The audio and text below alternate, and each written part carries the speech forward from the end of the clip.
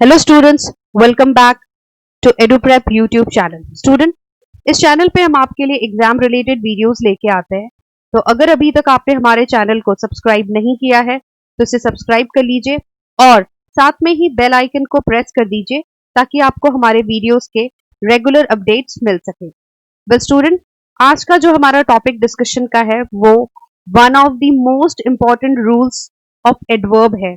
Basically किसी भी exam में आप चाहे बैंक के लिए अपियर हो रहे हो या एसएससी के लिए, क्लैट, आईपीएम, आईलेट, आप किसी भी तरीके के अंडर ग्रेजुएट कोर्स या कॉम्पिटिटिव एग्जाम के लिए अपियर हो रहे हो, ये रूल आपके एग्जाम में मोस्ट प्रोबेबली देखने को मिल जाता है।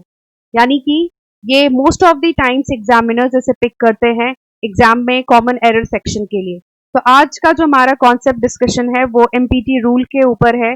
मैं यहाँ पर आपको बताऊंगी कि हमें एमपीटी रूल को कैसे यूज करना है और बेसिकली इसको क्यों यूज करना होता है और इसको किस तरीके से हम सेंटेंस में कंपोज करते हैं। पर शुरू करने से पहले मैं आपको थोड़ा सा ब्रीफ कर देती हूँ एडवर्ब के बारे में, बिकॉज जब हम एडवर्ब पढ़ चुके होंगे तो ही हमें ये एमपीटी रूल जो है वो ज्यादा अच्छे से क्लियर होगा। स्टूडेंट्स, आपको अगर मैं एडवर्ब की डेफिनेशन बोलूं तो जनरली आपने स्कूल टाइम से पढ़ा है कि एडवर्ब्स क्या करते हैं, किसी भी वर्ब को मॉडिफाई करने का काम करते हैं। यानी बेसिकली एडवर्ब जो है वो वर्ब को मॉडिफाई करते हैं। पर ये पार्शियल डेफिनेशन है, यानी पार्शियली करेक्ट है। आपको ये भी याद रखना है कि वर्ब के साथ साथ एडवर्ब जो है वो एडजेक्टिव्स को भी मॉडिफाई करते हैं और साथ में ये किसी दूसरे एडवर्ब को भी मॉडिफाई कर सकते हैं। क्लियर? और जनरली एडवर्ब का जो यूज होता है वो हम बेसिकली कुछ इंपॉर्टेंट कॉन्सेप्ट में ही इसको यूज करते हैं। जैसे कि एक एडवर्ब आपको क्या आंसर कर सकता है, हाउ का आंसर, यानी कोई काम कैसे किया गया है ये बताने के लिए आप एडवर्ब का यूज करते हैं। या हम कह सकते हैं कि वो कब किया गया है, यानी किस टाइम पे किया गया है ये बताने के लिए भी हम एडवर्ब का यूज करते हैं। हम ये भी बताते हैं कि एडवर्ब कहाँ, एडवर्ब जो है वो किस जगह पर, एक्शन जो है वो किस जगह पर हुआ है ये बताने के लिए भी हम यूज करते हैं। साथ में ही एडवर्ब का यूज आप डिग्री शो करने के लिए भी करते हैं और इन्हीं कैटेगरीज को कंसीडर करते हुए हम एडवर्ब्स को डिवाइड करते हैं इन फॉलोइंग टाइप्स में। तो फर्स्ट इज, हम कहते हैं उसे एडवर्ब्स ऑफ मैनर। तो बेसिकली जो फर्स्ट टाइप होता है that is adverbs of manner. मैंने फिर आपसे कहा था व्हेन यानी टाइम डिनोट करना, ये आपको शो कर रहा है कब, यानी कि हाउ का सेंस, यहां हमें बताया जा रहा है टाइम। तो हमारा जो दूसरा रिलेशन आता है वो है एडवर्ब्स ऑफ टाइम का। राइट? प्लेस का ऑप्शन कहा है, इसका मतलब किस जगह पे वो काम हुआ है या एक्शन हुआ है, बिकॉज वर्ब जो है वो आपको क्या शो करता है, एक्शन। क्लियर? तो यहां जो प्लेस है, यहां हम उस एक्शन की बात कर रहे हैं जिसको एडवर्ब मॉडिफाई करेगा। तो बेसिकली प्लेस बताने वाला वर्ड एक एडवर्ब होगा जो एक्शन को डिनोट कर रहा होगा कि वो एक्शन कहां पर हुआ है। तो तीसरा जो हम लिखते हैं वो है एडवर्ब्स ऑफ प्लेस। ठीक है? मैंने आपको एक डिग्री बताया कि कोई भी इंटेंसिटी जो बता रहा है आपको वर्ड, वो भी हम एडवर्ब ऑफ डिग्री में काउंट करते हैं। जैसे आपने वेरी वर्ड सुना हुआ है, ठीक है, सो वर्ड सुना हुआ है, टू वर्ड सुना हुआ है, ये सारे वर्ड्स आपको क्या शो करते हैं, इंटेंसिटी। तो इनका यूज हम जनरली डिग्री बताने के लिए करते हैं, इसीलिए हम इन्हें कहते हैं adverb of degree. Okay, adverbs of degree. और एक फिफ्थ टाइप होता है जिसे हम कहते हैं एडवर्ब्स ऑफ फ्रीक्वेंसी। फ्रीक्वेंसी कहने का मतलब है कोई भी एक्शन कितना कॉन्टिन्यूटी में है या कितना कॉन्टिन्यूअस हुआ है, उस कितना वो फ्रीक्वेंट है। तो फ्रीक्वेंसी दिखाने के लिए आप एडवर्ब्स ऑफ फ्रीक्वेंसी यूज करते हैं। मैनर कहने का मतलब, जैसा मैंने ऊपर आपसे कहा, मैनर आपको शो करता है कि कोई काम कैसे हुआ है। एडवर्ब्स ऑफ टाइम शो करता है कि ये एक्शन कब हुआ है। प्लेस शो करता है कि ये एक्शन कहां हुआ है। डिग्री आपको बता दिया है कि वो इंटेंसिटी शो करेगा। फ्रीक्वेंसी आपको फ्रीक्वेंट एक्शंस को डिनोट करने के लिए यूज करना पड़ता है। क्लियर?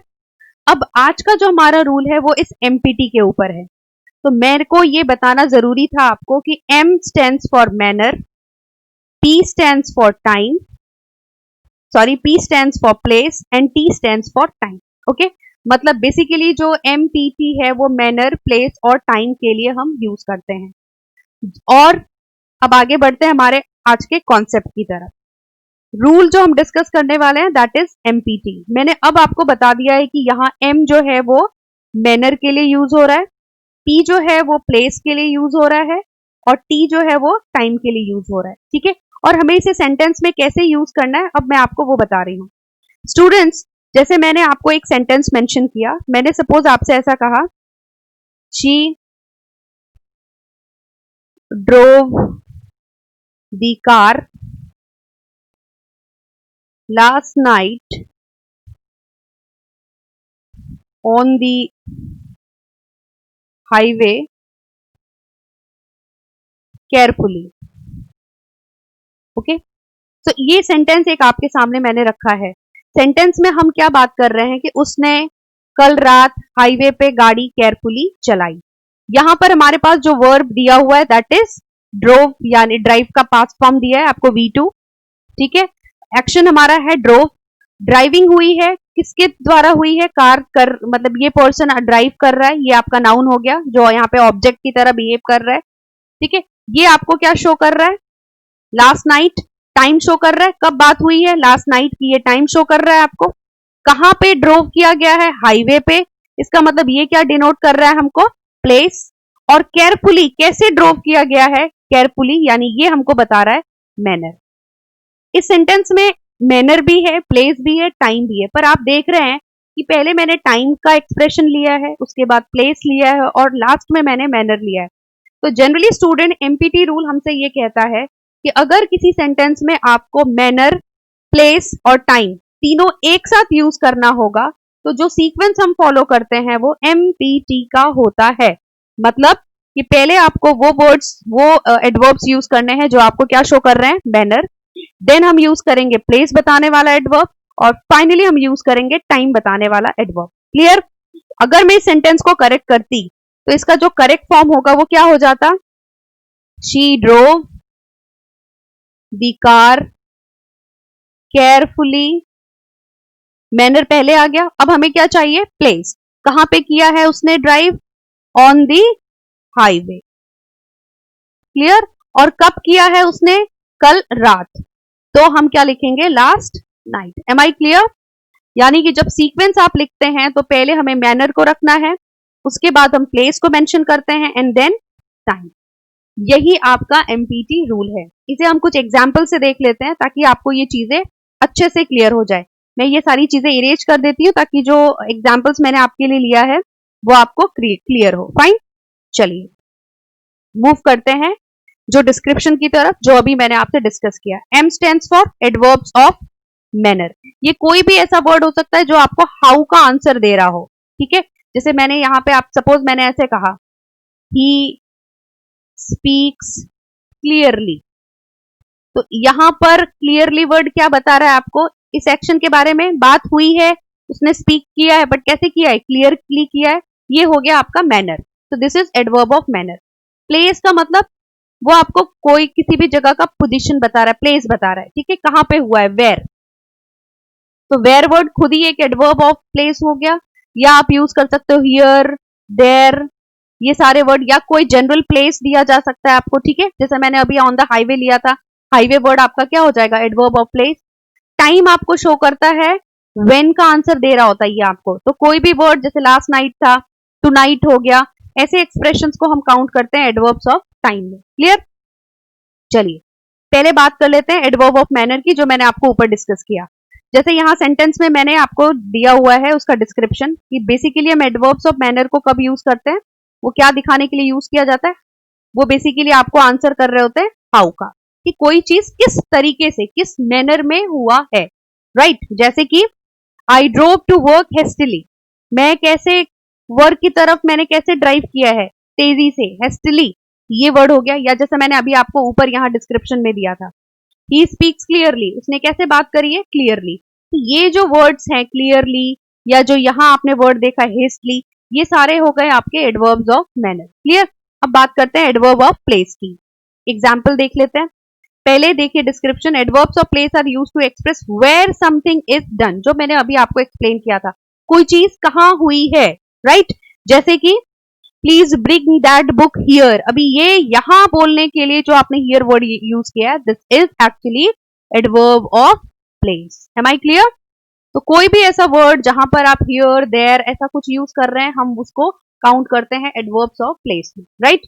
नेक्स्ट मूव करते हैं एडवर्ब ऑफ टाइम की तरफ। इसका डिस्क्रिप्शन देख लीजिए।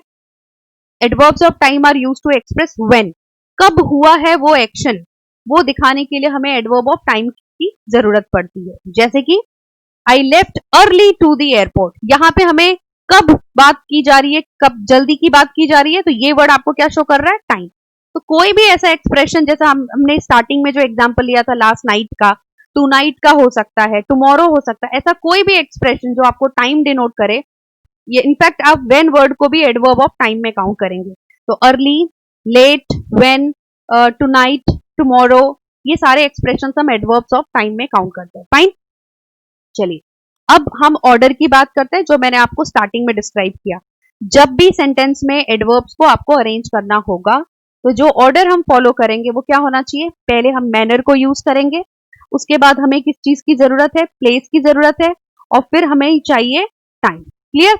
यानी कि पहले आप सेंटेंस में किसको यूज करेंगे? एडवर्ब ऑफ मैनर को, देन हमारा यूज होगा प्लेस का, और तीसरा हमारा यूज होगा टाइम का। क्लियर? एग्जाम्पल लेते हैं। I have to run quickly down the street after breakfast। अब देखिए आपको क्या ध्यान रखना है। Run is your verb, यहां ये verb action दिखा रहा है आपको। आप इस run को कौन मॉडिफाई कर रहा है? Quickly, यानी ये adverb। और quickly मतलब कैसे वो उसको दौड़ना पड़ता है, कैसे जाना पड़ता है? Quickly, यानी कि ये क्या हो गया आपका? Adverb of manner, right?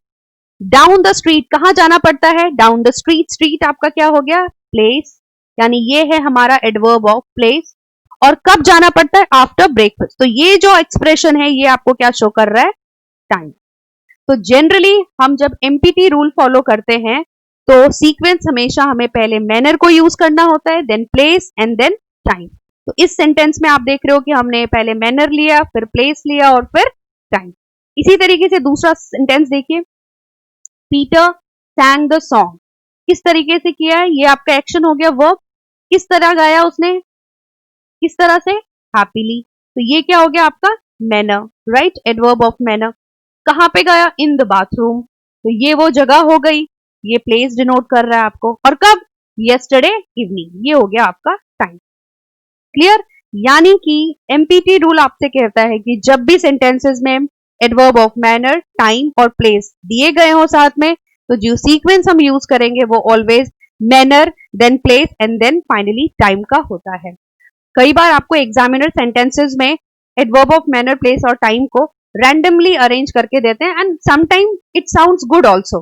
तो हम जनरली एरर्स साउंड के अकॉर्डिंग भी फाइंड करते हैं। बहुत सारे स्टूडेंट रूल अगर आपको पता नहीं है तो आप साउंड पे जाते हो, ये अच्छा साउंड कर रहा है तो हम उसको अपना आंसर कंसिडर करते हैं।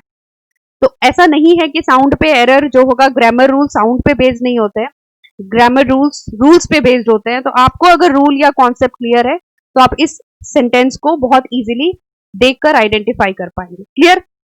Well students, this is all for today. Thanks for watching. Session को लाइक करना मत भूलिएगा और इसे ज्यादा से ज्यादा लोगों के साथ शेयर करिए। Thank you.